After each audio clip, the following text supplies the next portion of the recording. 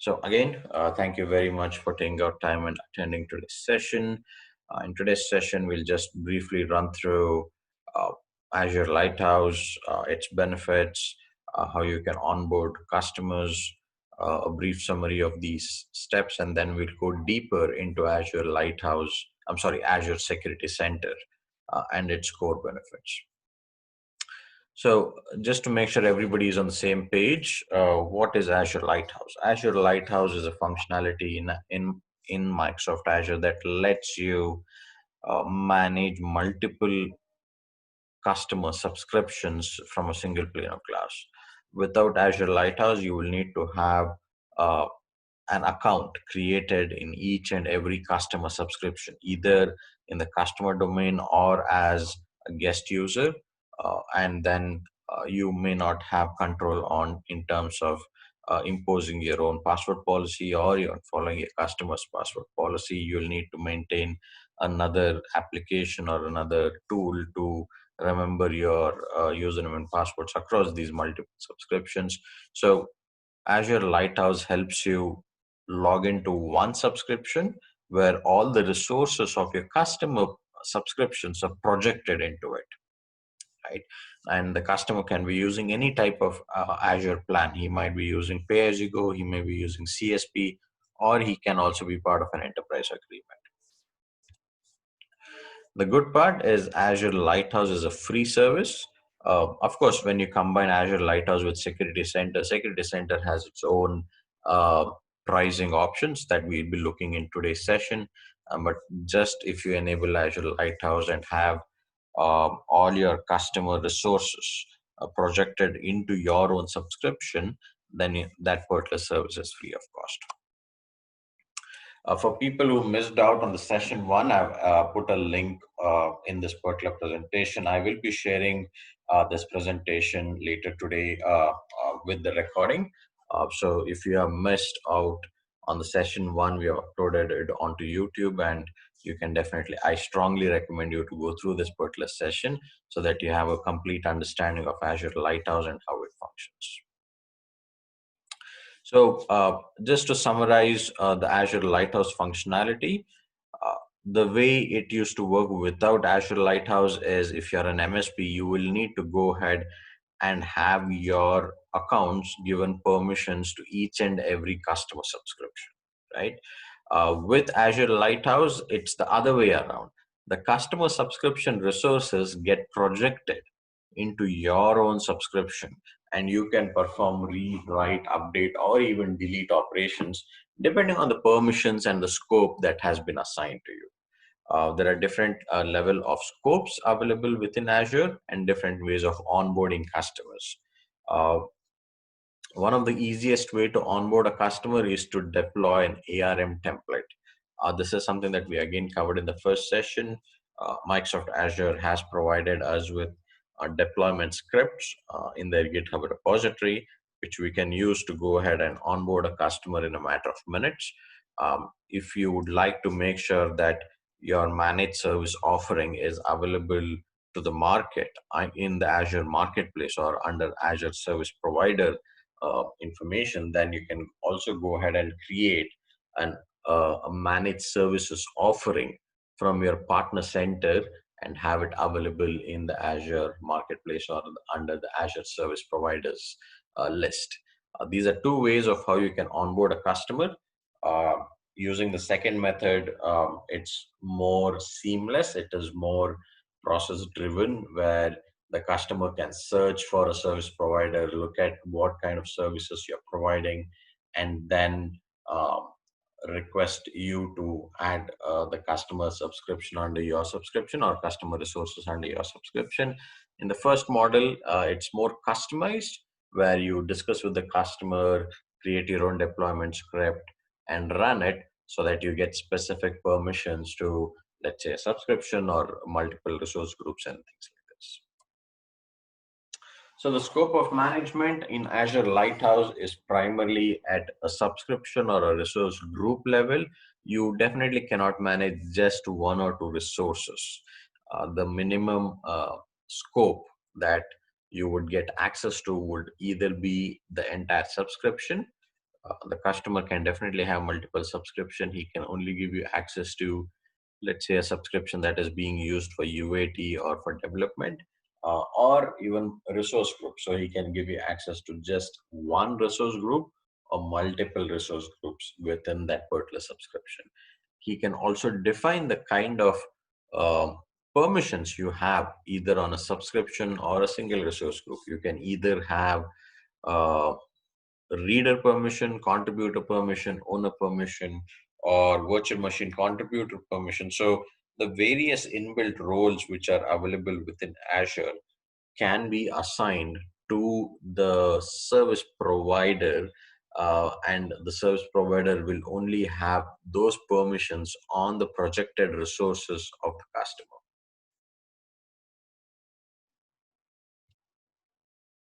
So this is the quick summary that I wanted to cover about Azure Lighthouse. This was we covered these steps in very detail in our session one.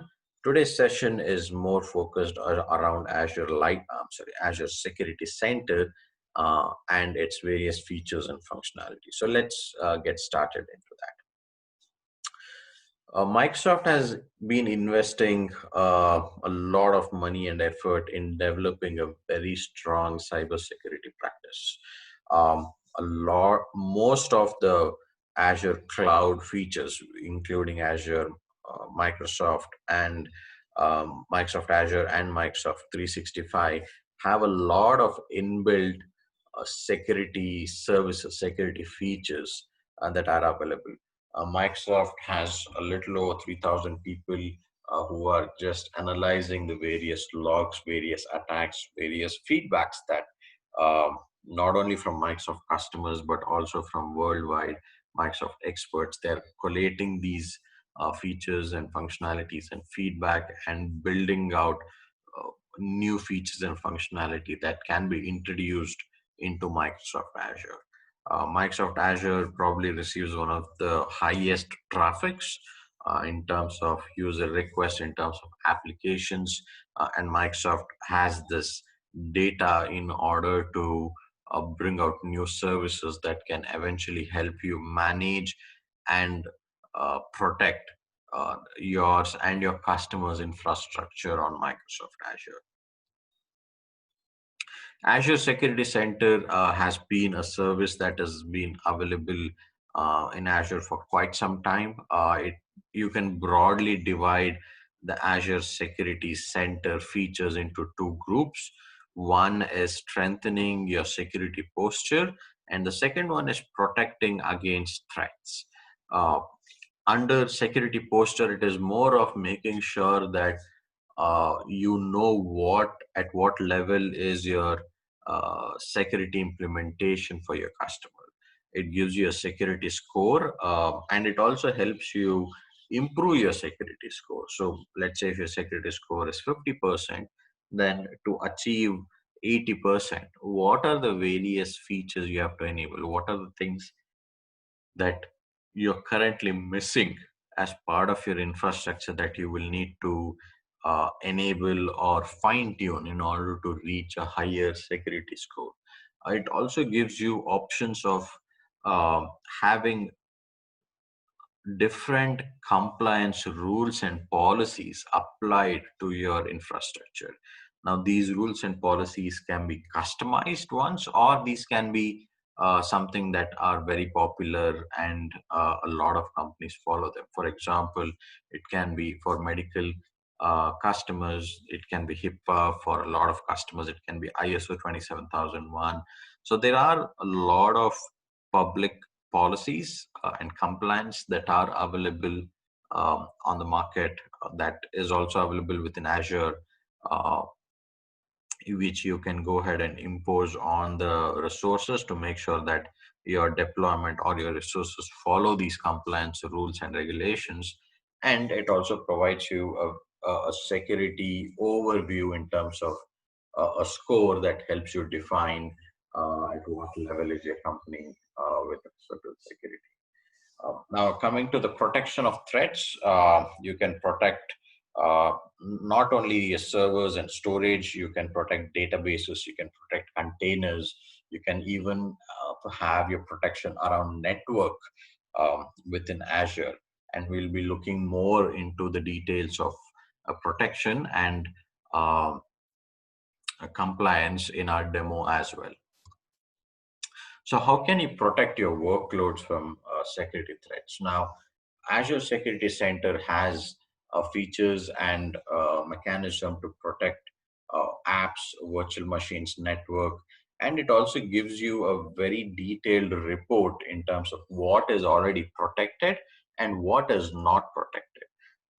These protection can be done on either Microsoft platform or Windows platform or non-Windows such as Linux-based servers as well.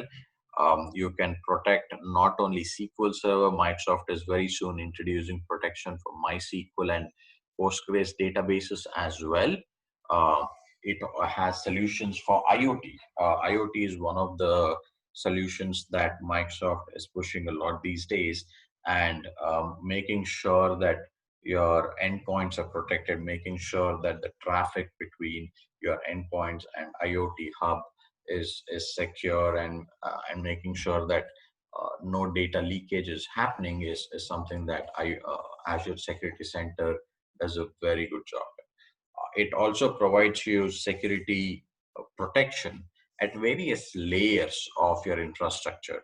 It has a security posture right from identity to network to application to the server level, right? So various levels of security can be enabled to make sure that your infrastructure is safe and secure to the maximum extent.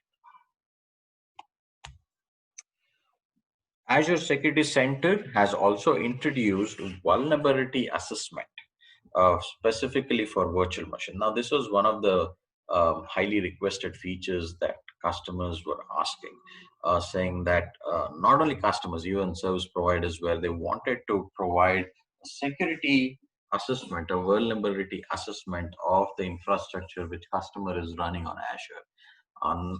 The good part is Microsoft has worked with another third-party company called Qualys, which is a vulnerability assessment tools and technology company, and their software is now integrated with Security Center, and it can provide you very detailed vulnerability assessment report.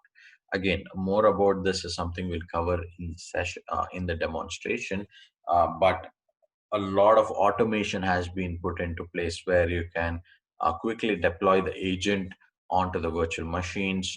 This agent can do continuous scan of not only the operating system files, but also look into the application files and find out vulnerability around that. And all these are integrated with Microsoft Azure. Also, Azure Security Center exposes a lot of APIs that you can eventually use with your other enterprise security management software. For example, if your customer is using uh, Checkpoint, uh, where they are collating all the resources from various locations and providing their security services, then you can pull out data from Azure Security Center. Azure Security Center in the backend also uses log analytics service from Azure. So all the data which is getting into log analytics can further be sent to an application, enterprise application like Checkpoint or another SIM solution, which can then again analyze and provide you much more detailed information. So Azure Security Center has both its own features, and a lot of APIs are also available, which can further expose what Azure Security Center does and provide you much better functionality.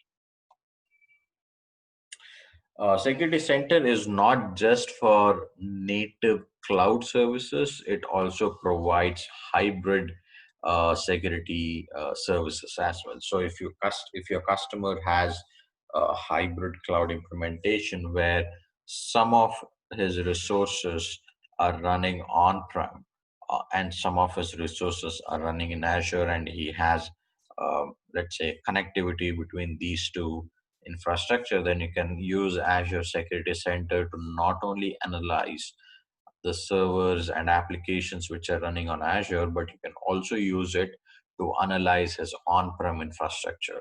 So with Azure Security Center, your customer doesn't need to invest on uh, a very expensive, uh, I can say, a security platform.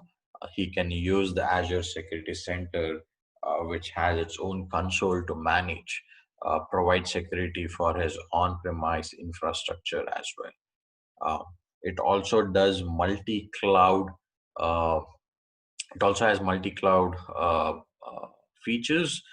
For example, if you want to look into AWS EC2 instances, let's say if your customer has Azure and AWS in terms of infrastructure as a service, then Azure Security Centers can scale across multiple cloud platforms and provide you security posters. It can provide you alerts and notifications in terms of what is going right and wrong, not only in Azure infrastructure, but also within the AWS infrastructure as a service platform. One of the good parts about Microsoft is they always keep expanding and they come out with multiple, I would say, products that fit various segments in the industry. Azure Security Center is a service that can be used by both SMB enterprise companies. It, as I said, it has its APIs, which can then further be exposed into another solution. It also has its own query language, Azure Resource Graph. If you guys have ventured into Azure Resource Graph, it's a query-based log analytics, I would say, system where you can run queries and find out more granular details of the logs that are being sent into Azure Lighthouse. I'm sorry, sent into Azure Security Center. Uh, Azure Sentinel is an enterprise SIM solution which is available on Microsoft Azure. This is an enterprise SIM solution that can be used by larger companies or larger customers that provides end-to-end security and information protection for your solution. And Azure Security Center can expose its logs, can transition all the data that Security Center is getting into Azure Sentinel and provide a much better solution to your customers. So there are different levels, there are different scalability options which are available for your customer depending on how big the customer is, the the kind of features and functionality he is looking for. Azure Security Center has also has a lot of automation inbuilt into itself. For example, let's say if the Azure Security Center finds out or has an alert about a certain threat. Now, ideally, you would like an email notification to a certain group. You will also want to make sure that certain actions are taken in order for that security threat to be handled.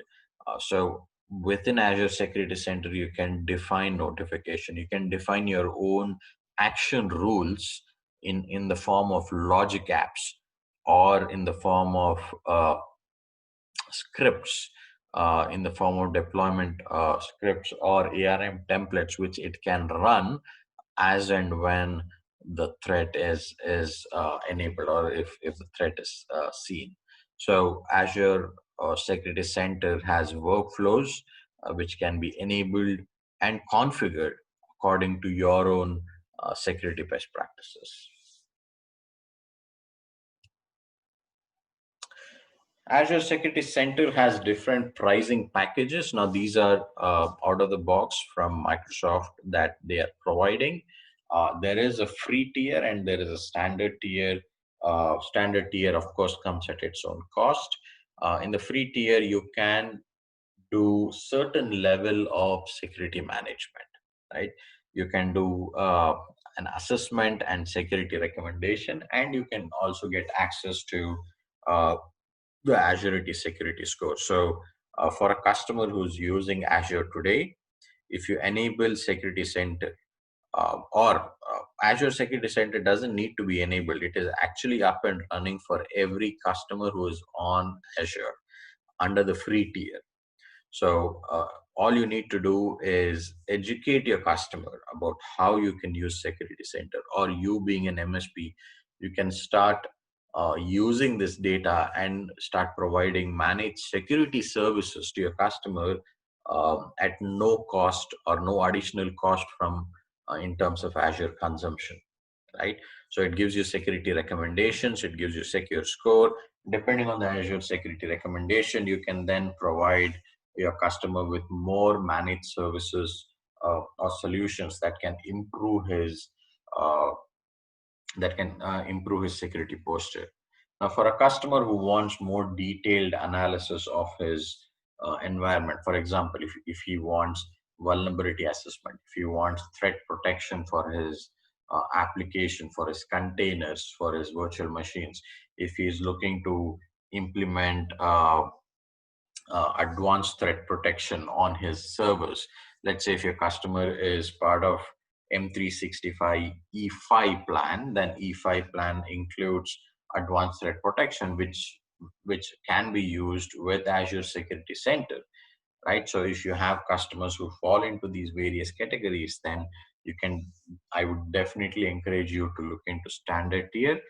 Also note that standard tier is free for the first 30 days. So even though if your customer is not willing to pay, I would encourage you to have it enabled, showcase the various features and functionality that he gets. For example, just-in-time access is becoming a default feature that you'll need to enable on every virtual machine, like how you need to have multi-factor authentication for users today.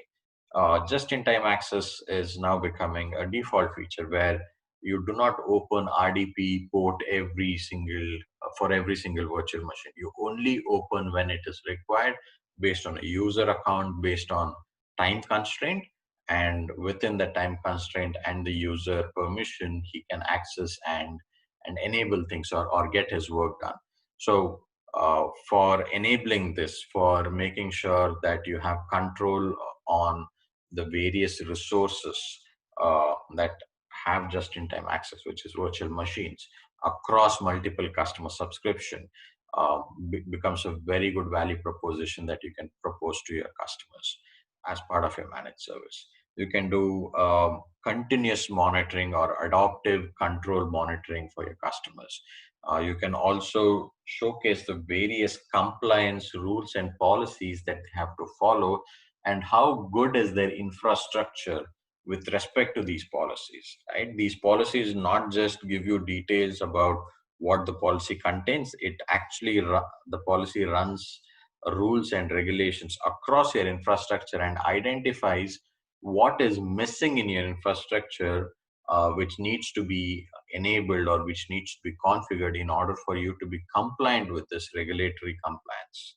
So all these advanced features and functionalities are available in the standard tier. And also in the demonstration, I'll be showing you how you can enable the standard tier, what are the pricing options, what is the price. So I'll be showing those details in our demonstration. Azure Security Center has a list of supported operating system. Now, this is more in terms of virtual machine protection. So, if your customer is on most of the, if he's on Windows 2008, SP2 and above, then he's more or less supported. I've seen most of the customers today either on 2012 or 2016. There are few customers on 2008 that are slowly transitioning onto higher operating systems. If you are on a non-Microsoft operating system such as CentOS or Red Hat, then those are also mentioned here. So as you can see, Azure Security Center is not only focused on Microsoft solutions or Microsoft platform, it also supports a lot of third-party solutions. For example, if you're running Oracle, if you're running SAP on SUSE Linux, all of these servers can also be monitored and provide you uh, security reports and options in order to further improve the security posture for these applications. Okay, so that was a brief overview of Security Center. Let's jump on to the demo and see what are the various features and options that you can enable. And let's also run through the various features that are available on Security Center. Okay, I hope everybody is able to see the screen sharing. So before I go into Security Center, this is an MSP subscription that I've logged in, or I'm using the subscription or as a service provider subscription. And if I go to my customers, I've already onboarded a couple of customers onto this particular subscription. So if I go to customers, I have two sub customers, Contoso and Stark Enterprise. Now, for both the customers, I have delegation at the subscription level. So if you remember, the scope of management was subscription, single resource or multiple resource group. So in my demonstration, I've taken access of the entire subscription. So this particular MSP called Test Avengers has access to Contoso and Stark Enterprise at a subscription level. Also, Stark Enterprise, if you see, there are two subscriptions that they have. So I have access to both of their subscriptions at a subscription level. So I can manage and maintain everything that is part of their subscription. If I go to delegation, it will show me more details in terms of what are the roles that have been assigned. So for Contoso, at a subscription level, I just have reader permissions. So for the full subscription, I can manage and maintain. I cannot create or delete resources in the Contoso subscription or in the Contoso's portal. But for the other two customers, Stark Enterprise and Ingram, I have both contributor and reader. So I can not only just manage the resources, I can actually provision the resources in the subscription which are assigned to Stark Enterprise and Ingram as a customer. So this is how you can get a quick overview of the various resources. Now, if I go back, this is again my own uh, MSP portal. And if I go to Security Center, as I said, this is a service available. It's already made available on Microsoft Azure. You don't need to go ahead and separately enable it. Now, if you can see, it is showing me details of all the 4 subscriptions which are being managed by me. I can even filter down the subscription from here if I want to look at just one particular subscription of my customer, and then I can log into the customer subscription and enable and disable specific features.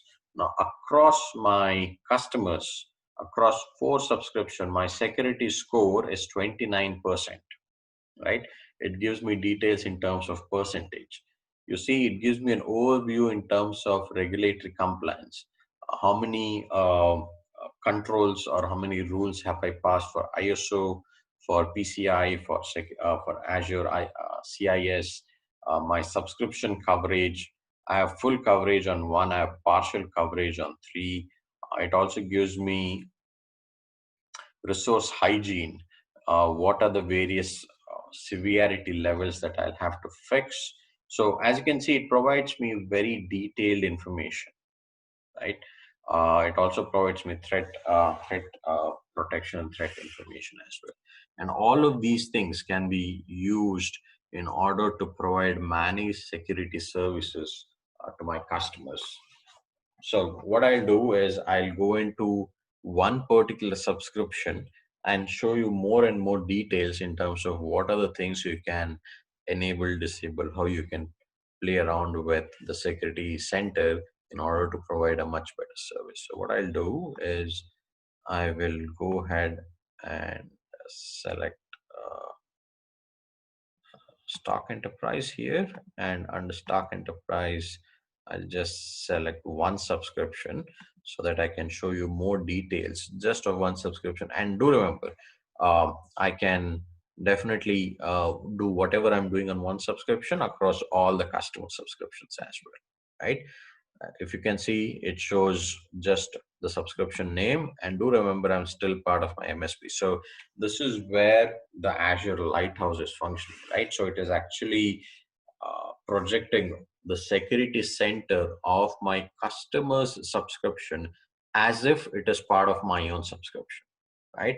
And as I have contribute rights on this particular subscription, I can manage and maintain his subscription by using my own credential. I'm not logged in into the customer's domain, neither do this account have a guest account, or I'm not logged in as a guest account. I've just logged in into my own subscription and using my own credentials to manage and maintain the customers' details. So to get started, if I go on to, let me first go on to the recommendations first and show you the various options. So as you can see, it gives you a security score recommendation status, and security score is given in terms of percentage. Now, what if I want to know how can I improve my security score, right? It's at 25%. Of course, I want it to be much, much better. So if I scroll down, you can see the various features on which the security score is dependent on, right? One of the features is the default which Microsoft has imposed now is to enable multi-factor authentication, because you do not want just the password to be the identifier of a user anymore, right? If the password is compromised, then that's a very big security loophole. So you want something additional than just the password to be a differentiator between users. So having multi-factor authentication definitely makes a lot of sense. So here, as you can see, it says MFA should be enabled on accounts with right permission. So this is done, but there are permissions on owner. For example, I have not enabled it on certain owner users, which if I click this, it gives me more details, right? On the subscription, on what are the things that I'll need to enable. So it gives me very detailed information in terms of what should I be doing, how should I enable it. So it takes me to a policy which I can create, which will then enforce the authentication. As you can see here, uh, baseline policy for requiring multi-factor authentication for admin, the state is off. If I turn this on, then that particular rule, which was in red, gets to green, and my security score improves, right? So those are the various things that security center, as you can see, it is integrated very well with conditional access, which is actually part of Azure Active Directory, right? So let me go back onto the recommendations page and show you the other options that it provides. So similarly, it provides vulnerabilities, right? So vulnerability assessment can be done on virtual machines. It shows only one virtual machine is protected, right? 5 out of 6 are not protected.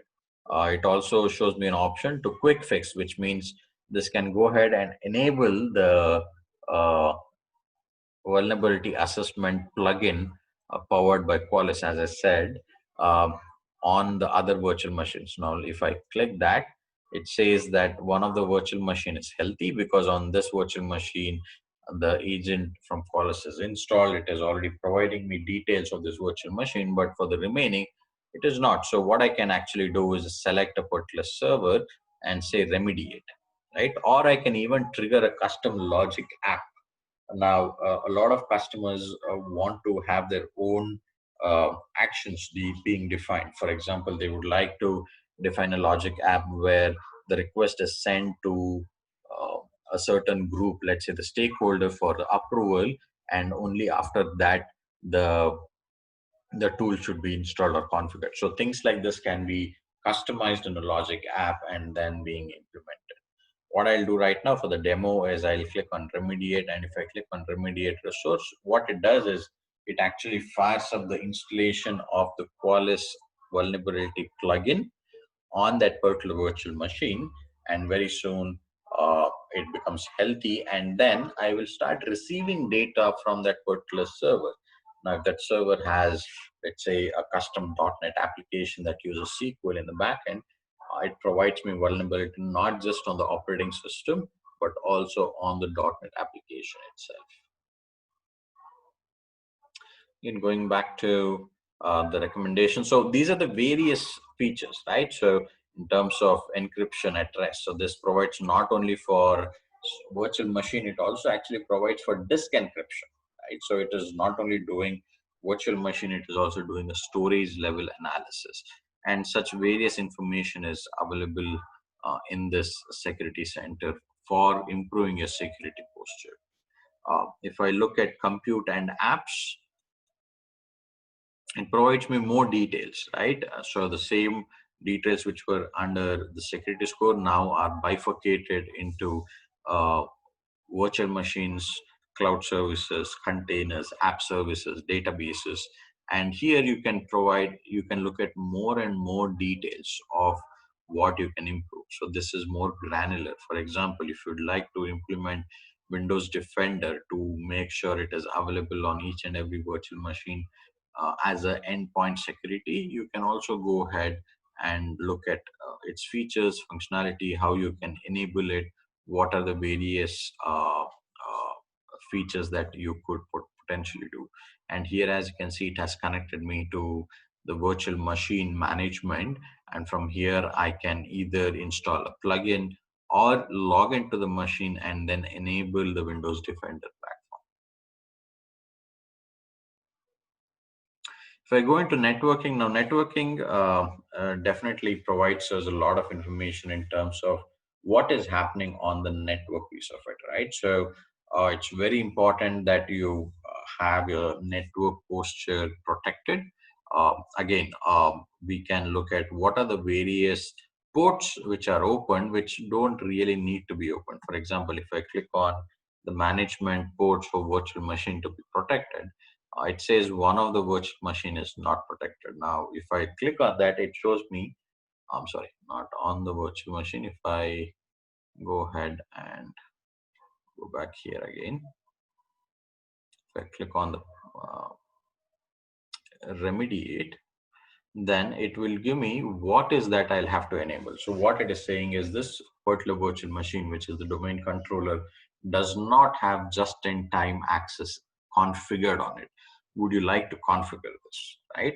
And it says all these various ports are actually now not open, but we would recommend you to open under just-in-time access, right? So if I click save, what it does is this virtual machine will have just-in-time access enabled for those ports, and only when I require, I can request a just-in-time access, and then on those ports, I'll get access based on the time limit, based on the user account, right? So as you can see, it is so easy and quick to enable various features, security features onto the virtual machine. It also does a very good job in terms of giving you a pictorial representation of your network, right? Now I have a very simple network here where I have three virtual machines on three different on a particular subnet. It also gives me traffic flow, right? So if you look at the traffic flow across my virtual machines, there are different virtual machines. All the three virtual machines are communicating with each other. I can definitely go ahead and click on the virtual network, and it says the virtual network is quite healthy. There is not much configured here, so it's healthy. It is functioning as recommended, so I don't need to change anything under it. But if I look at one of my other subscriptions, let me show you my other subscription where I have more virtual machines.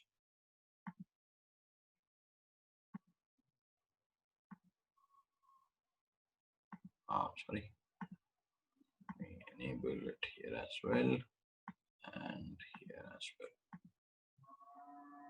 Okay, so now if I go back to the same security posture,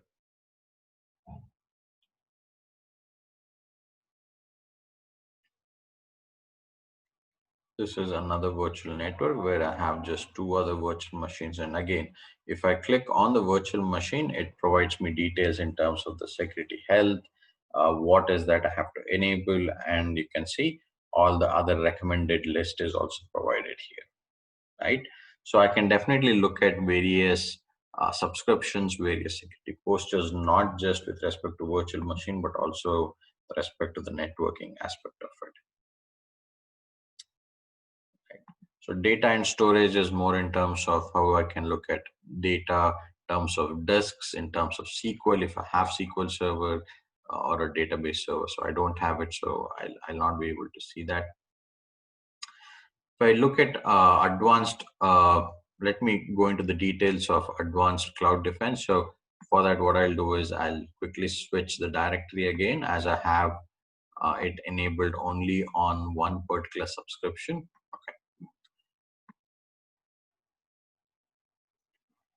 So what is application control? So application control is not just about defining what is running on the virtual machine, but it also looks at what is that we can have on your application level as well, right?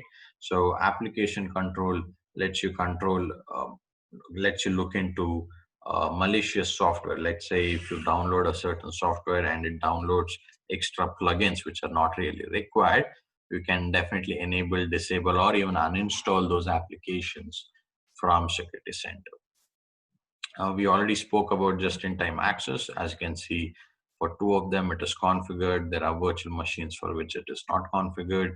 You can definitely go ahead and quickly configure it from here as well. Um, Network hardening is one of the most requested features also. So making sure that you have the right protocols open, the right ports open, the correct network security groups configured so that the incoming outgoing requests are configured right is also something that Microsoft definitely recommends you to look into. As you can see, some of the resources, it is not applicable. There is an unhealthy resource. So if I go into details of it, it will provide me what are the recommendations for it, how I can enable it. File integrity monitoring. This is file level monitoring of applications. It provides me details in terms of what are the various files that are available, which may or may not be required for me to have access, or for the applications or for the users to have access to, right? So file integrity monitoring is integrated with Azure Log Analytics, and it gives me details to a file level where I can go ahead and add and remove the files which are being monitored at my virtual machine level. Now, this definitely takes a little bit of time for it to be enabled. So it says it will take up to an hour, but once it is enabled, I can see the various servers and the total changes to the files to the registries of those virtual machines, right? And then go ahead and change permissions of the users or look at what changes are being happening and take necessary action. So these are some of the various features and functionalities. Security alerts, you can definitely configure security alerts. So for example, as you can see here, suspicious authentication activity has been happening. Traffic from an IP which is not recommended is also flagged up here. So if I click on this, it will give me more details saying, okay, with this particular server had a medium severity level, and I can look into the more details of what exactly is the security alert and what are the recommended uh, features that I can actually go ahead and enable in order to fix it. So see here, I can also go ahead and take action. So the issue that I faced here was uh, some of the accounts are not recognized by the host, right? And this can be because I've opened 3389 port on it, and I might be facing some unknown connection coming from accounts which are not really my own accounts, right? So how can I take action? I can click on take action and enable various things, right? Disk encryption can be enabled, ports can be closed, or only just-in-time access can be enabled. So it gives me all of these recommendations, which I can go ahead and enforce right from the security center in order to take care of this particular security threat. Okay.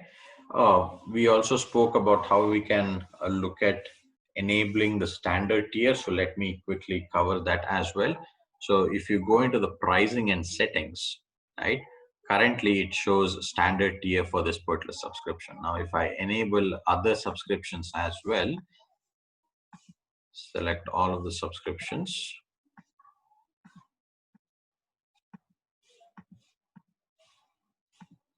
right?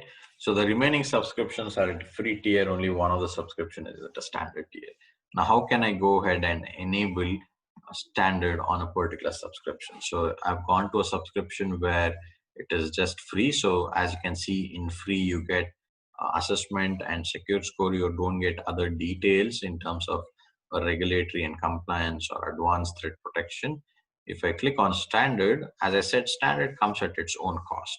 Again, within standard, it provides you details in terms of what are the things that I need to enable. For example, let's say this is a very simple customer who doesn't have a lot of resources. For example, it doesn't use containers, doesn't use Kubernetes, doesn't have SQL database. So I can actually customize my uh, plan according to what he uses.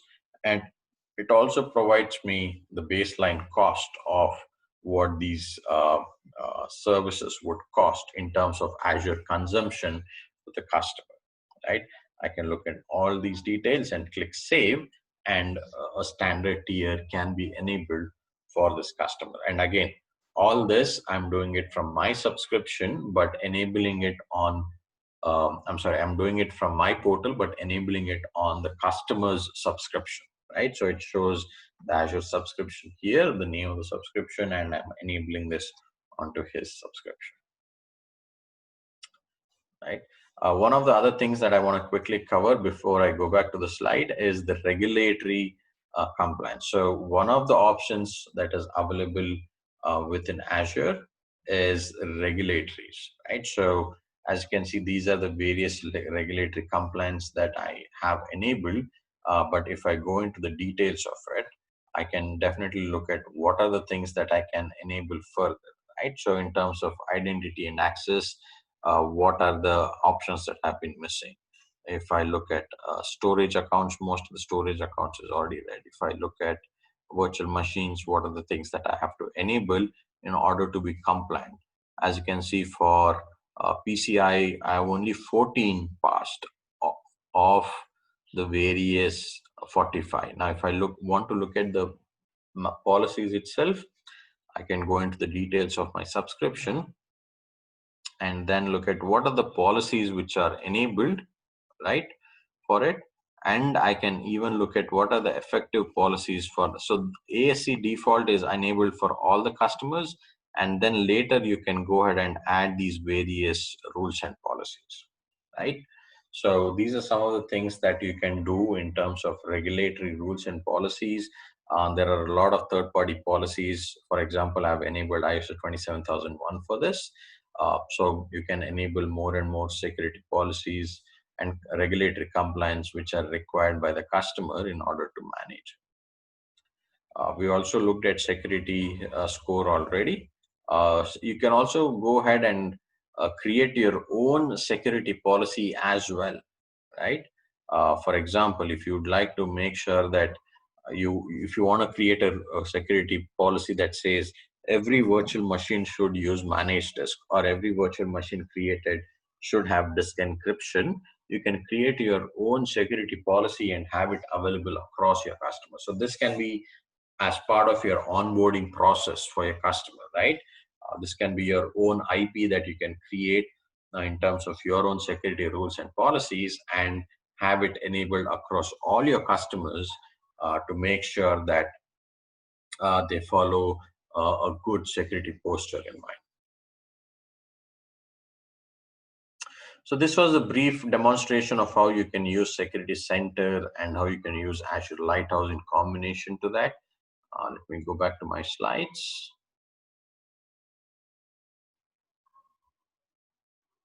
Okay. So the next step is make sure you go ahead and protect your applications and workloads against threats, right? So make sure you have a good secure score turn on threat protection, I would definitely encourage you to use the standard tier because it definitely provides more advanced capabilities that is required for today's threats that we see being sent from attackers and hackers.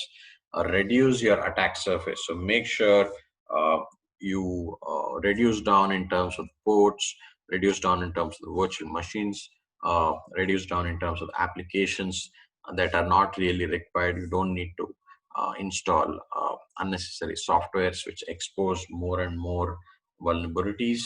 Make sure you have vulnerability assessment done on each and every virtual machine so that your customer is aware of what are the vulnerabilities on your virtual machine and is able to fix it. Uh, have a proper notification system configured so that whenever there is a security alerts, the right people are notified about it, and make sure that you're able to identify the root cause of the security issues that you face, right? So this is the standard go-to list that I always have my partners follow and make sure that they further have it on their customer subscriptions. Well, that brings us pretty much to the end of the session. Uh, Thank you very much for taking out time and joining me to the session. Let me quickly look at the questions and answer them now. Is Security Center available for all subscriptions? The answer is yes. The Security Center is by default enabled on all the customer subscription or Azure subscription. You don't need to specifically enable it. It is already enabled. All you need to do is go ahead and manage it. By default, the free tier is enabled. But if you'd like to have the standard tier, then you'll have to go ahead and enable the standard tier on it as well.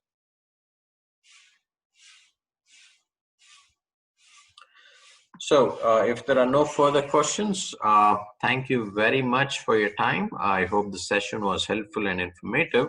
If you don't have any further questions, you will be receiving a copy of the slides and the demonstration later today.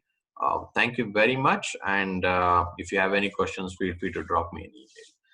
Thank you and have a nice day ahead.